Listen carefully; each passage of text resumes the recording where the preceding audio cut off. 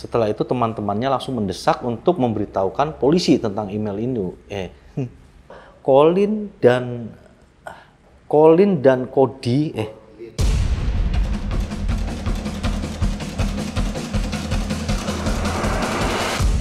Sip, mantap. Hello guys, welcome to my channel. Gimana kabar kalian semua, sehat? Sip, mantap. Kisah kali ini menceritakan tentang pasangan muda yang baru nikah, kemudian pernikahan mereka hancur karena hal yang sangat mengerikan guys. Oh ya, bagi kalian yang belum subscribe, silahkan subscribe dulu dan aktifkan tombol lonceng notifikasinya agar kalian selalu update video di channel gue. Kisah ini berawal dari sebuah kota di Amerika Serikat yang bernama Montana. Di situ ada seorang laki-laki yang bernama Cody Johnson berumur 25 tahun dan seorang wanita muda berumur 22 tahun yang bernama Jordan Lynn Graham. Mereka sama-sama jomblo ya guys, belum punya pacar. Dan mereka ini, terutama si Lynn, itu adalah seorang wanita yang cukup religius. Memang keluarganya keluarga religius. Tiap minggu dia selalu mengunjungi gereja yang berada di Montana itu. Berbalik dengan si Cody. Si Cody ini bolong-bolong guys ke gerejanya. Cuman pada suatu ketika di gereja Montana ini kebetulan mereka bareng. Mereka pun kemudian bertemu. Namanya cinlok itu benar-benar ada ya guys ya. Mereka sering bertemu, akhirnya si Cody ini merasa suka kepada si Lynn. Hingga dia pun mulai mendekati si Lynn. Si Lynn pada awalnya didekati oleh si Cody ini nyuekin guys, dia nggak menerima gitu loh. Tapi Cody rupanya orangnya gigih ya, kalau ada sesuatu yang dia ingin dia harus dapat. Dia deketin terus sampai akhirnya rupanya hati dari si Lynn ini pun leleh hingga mereka pun jalan bareng. Selama jalan bareng itu sebenarnya bisa dibilang pacaran karena mereka terlihat sangat akrab. Cuman ada beberapa keanehan di hubungan mereka di mata teman-teman dan keluarga dari Lynn dan si Cody. Keluarga dan teman-teman mereka ini melihat hubungan mereka ini sepertinya memang akrab, deket ya. Tapi sekalipun mereka tidak pernah melihat pasangan ini ciuman. Tidak pernah melihat pasangan ini berpelukan.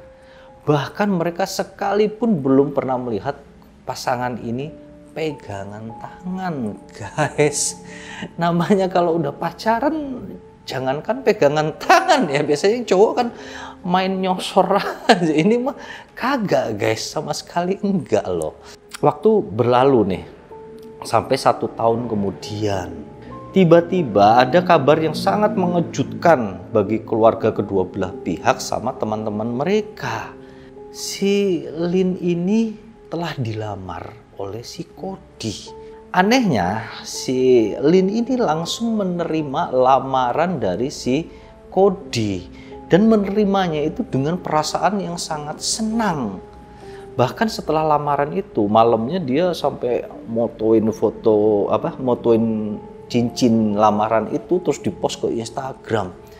Berarti kan dia seneng ya guys ya, menerima kan. Kalau enggak kan ngapain di foto terus diumumin gitu. Kemudian pada tanggal 29 Juni tahun 2013 akhirnya mereka pun melangsungkan pernikahan.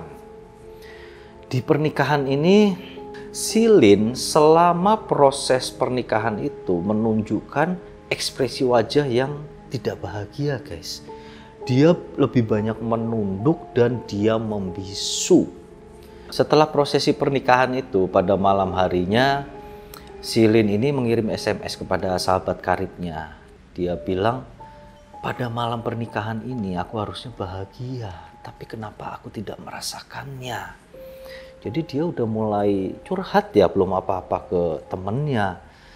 Dan kepada suaminya, si Cody ini, si Lynn ini menolak, gak mau diajak untuk berhubungan,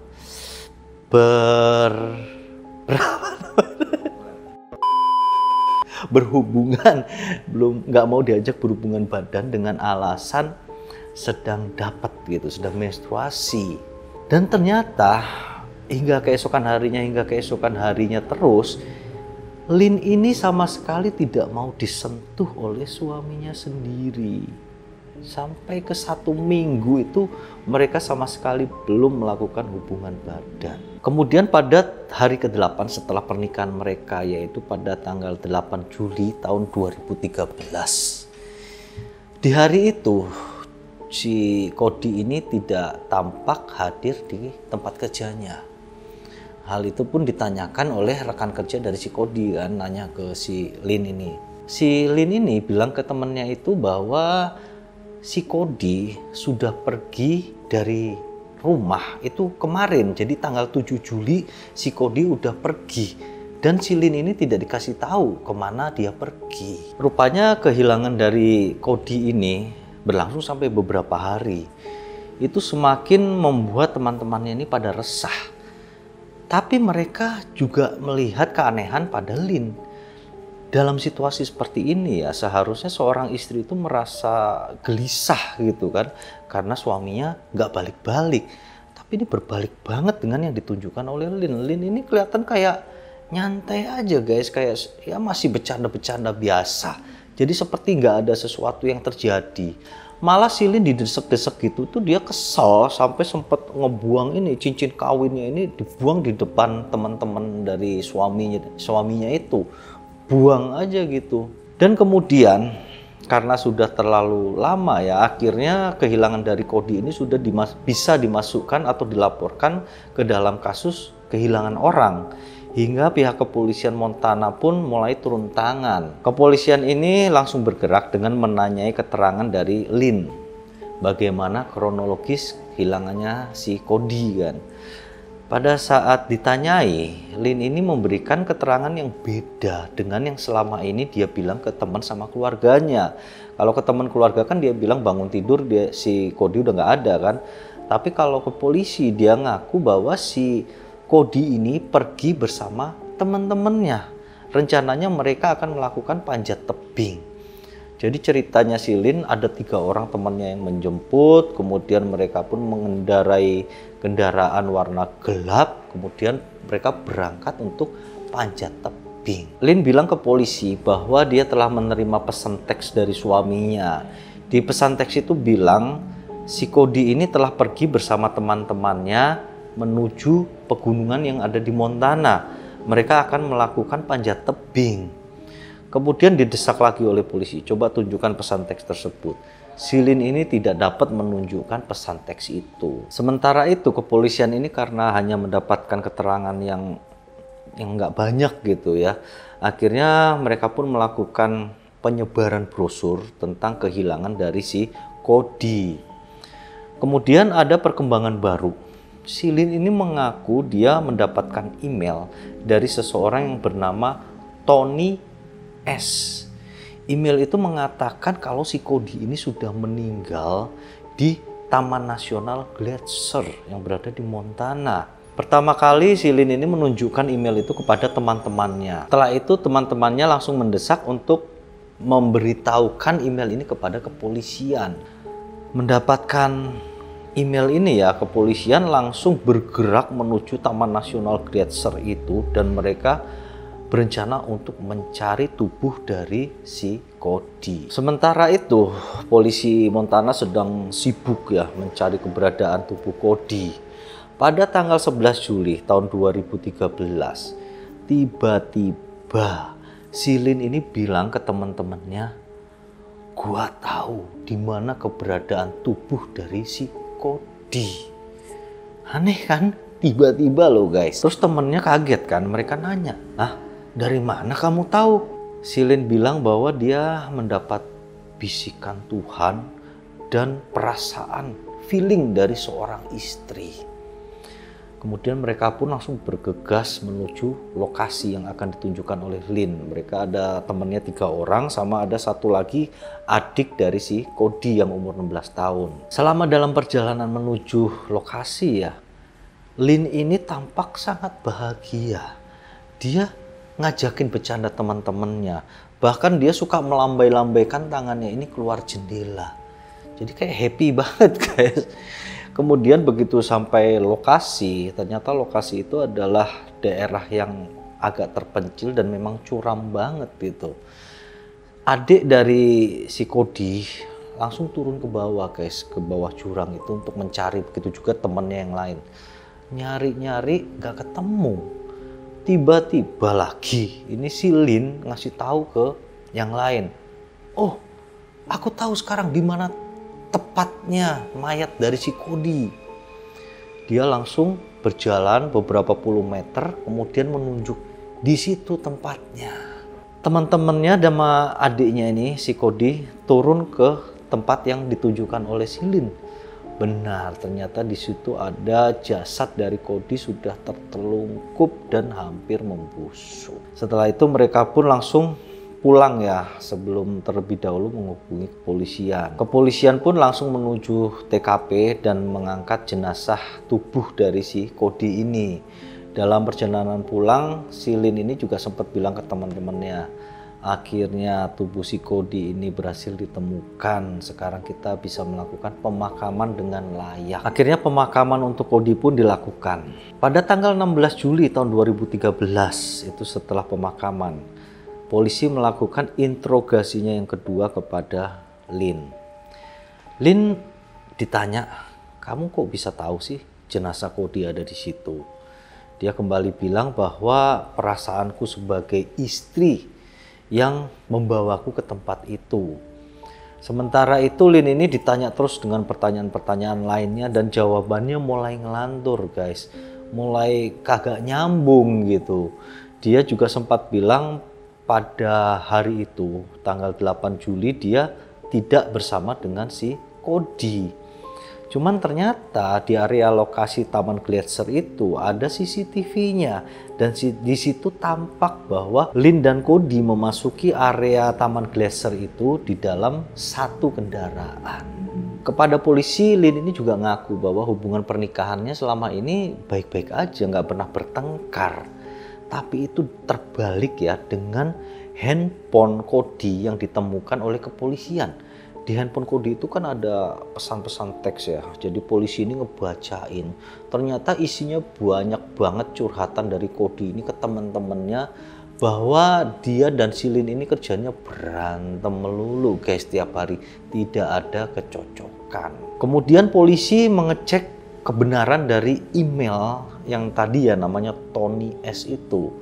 Mereka mengecek IP address dan segala macamnya. Ternyata mengarah ke sebuah laptop yang berada di rumah ayah tiri dari Lin. Dan setelah ditelusuri lebih lanjut, akhirnya ketahuan bahwa email itu dibikin dan dikirimkan di rumah orang tua tiri dari Lin. Dikirim ke si Lin. Jadi ternyata yang buat email itu ya si Lin sendiri guys. Akhirnya guys, setelah berkali-kali didesak oleh polisi dan berdasarkan segala bukti yang ada, si Lin pun terdesak dan akhirnya dia pun mengaku bahwa dia memang bersama Cody pada saat Cody ini meninggal. Jadi menurut cerita Lin, pada saat itu mereka memang menuju Taman Nasional Gletser itu. Dan si Lin ini ngakunya selama ini kehidupan pernikahan mereka ini tidak bahagia. Si Lin justru merasa sangat tertekan. Hingga kepergian mereka ke Taman Gletser ini tujuannya adalah untuk membicarakan masalah itu. Pada saat mereka ngobrol, rupanya si Cody ini kemudian menjadi emosi dan marah. Kemudian dia pun mencekram tangan dari Lin. Merasa terancam gitu, si Lin akhirnya dengan refleks dia pun mendorong tubuh dari Cody hingga Cody pun jatuh sampai ke dalam jurang yang sedalam 200 kaki. Dan menurut pengakuan si Lin lagi, saat kejadian itu dia tidak berpikir posisi dia ini ada di mana gitu karena udah ketakutan gitu kan, hingga tidak menyangka bahwa di belakang dari Cody itu adalah jurang. Hingga dia menganggap itu satu ketidaksengajaan, intinya gitu, dia membela diri. Tapi keterangan dari Lin ini rupanya sangat berbanding terbalik ya dengan apa yang ditemukan ke polisi di TKP. Di situ di samping jenazah dari Cody ini ditemukan ada seperti kain yang cocok banget bila digunakan sebagai pengikat mata gitu loh. Jadi diperkirakan memang si Lin ini sudah merencanakan pembunuhan terhadap Cody ini dengan cara seolah-olah mau memberi kejutan kepada si Cody. Jadi si Cody ini ditutup matanya, ayo ini aku punya kejutan. Ternyata si Cody dibawa ke pinggiran jurang, kemudian dia pun didorong. Kepolisian akhirnya tetap mengumpulkan segala keterangan dari teman-teman, dari keluarga, dari Lin, pokoknya selengkap mungkin ya. Hingga mereka pun membuat dakwaan akhirnya kepada Lin ini. Dia didakwa oleh pembunuhan berencana tingkat pertama dan hukumannya bisa jadi hukuman seumur hidup atau hukuman mati. Hingga tibalah waktunya persidangan dari kasus Lin ini. Selama persidangan, Lin ini tetap mengaku bahwa dia tidak bersalah. Dia bilang bahwa pernikahannya selama ini tidak berjalan seperti seharusnya. Dia justru merasa tertekan. Dia tidak bahagia sama sekali. Dan bahkan si Cody ini sering emosi kepada dia, sering marah kepada dia karena Lin ini tidak mau memenuhi kewajiban biologis suami istrinya. Karena sering bertengkar, akhirnya Lin ini mempunyai ide untuk membicarakan masalah ini secara baik-baik. Dan mereka berencana membicarakannya di Taman Nasional Gletser itu. Sidang ini kan dilakukan 2 sesi ya. Pertama pagi sampai siang, terus istirahat, lanjut lagi siang ke sore gitu kan. Nah, pada sesi kedua ini ada satu kejadian yang aneh, aneh banget, janggal banget. Tiba-tiba Lin ini mengaku bahwa dia bersalah dalam kasus ini. Aneh banget kan guys, tiba-tiba loh. Dan memang kalau si penuntut jaksa ini menang ya, hukuman dari Lin ini memang bisa berat banget. Bisa hukuman mati atau seumur hidup. Tapi untungnya justru karena pengakuan dari Lin ini, makanya dia hukumannya diperingan. Tuntutannya hanya jadi hukuman pembunuhan tingkat 2. Akhirnya keputusan pengadilan pun ditetapkan. Lin dihukum 30 tahun penjara tanpa ada bisa bebas secara bersyarat sama sekali. Gimana nih menurut kalian cerita tentang si Lin ini? Memang kalau menurut gue segala sesuatu yang dipaksakan itu nggak bakal bener ya dalam hal apapun gitu. Dan ini sepertinya tampak banget pada kasus ini. Cuman yang gue bingung kenapa si Lin ini mau menerima lamaran dari Cody, kemudian mau nikah gitu ya. Kalau namanya paksaan berarti kan dia harus melakukan. Tapi ini kan nggak ada yang maksa dia untuk mau menikah, untuk mau menerima lamaran, kan nggak ada gitu kan. Kan keputusannya si Lin sendiri gitu. Jadi sebenarnya ini yang salah siapa sih? Kalau menurut gue ya si Lin sih. Ini cewek ada jiwa psikopat ya kalau menurut gua guys. Gimana menurut kalian tentang kasus ini? Kalian tulis di komentar ya. Mungkin segitu dulu untuk kisah kali ini. Semoga dapat mengisi waktu kalian saja. Thank you and see you.